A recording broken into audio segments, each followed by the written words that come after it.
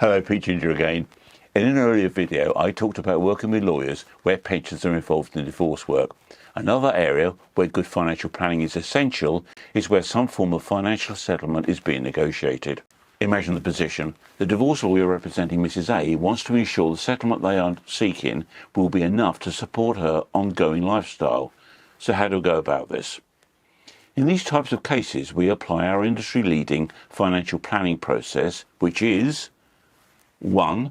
From the amount being offered, identify what capital is needed to replace or update white goods and make good repairs around the house.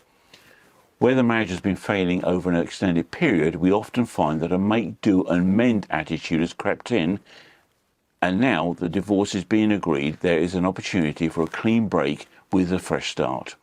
2. We then identify existing income that does not need to be funded by the settlement. 3. This often leads to a shortfall that does need to be funded by the settlement. 4.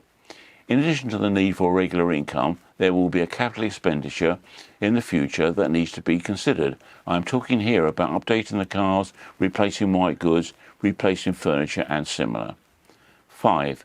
In many cases, a financial settlement forms part of a clean break divorce, so there is no return to the well for more water if the sums don't work.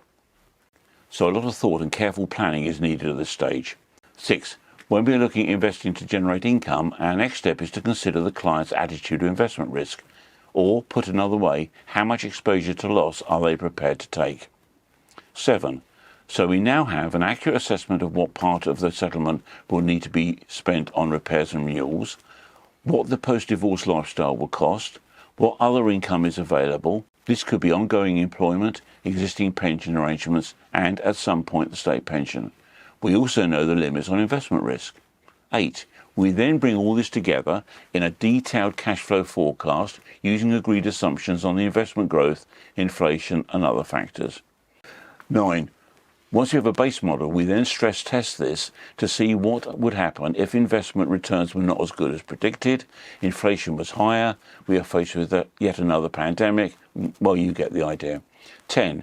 As we're not able to guarantee what will happen in the future to our forecast, we sit down with our clients regularly to review against prevailing circumstances. Easy, eh? So if you're a lawyer working with divorcing clients and want to do all you can to ensure their settlement is equitable, you should be talking to me and my team.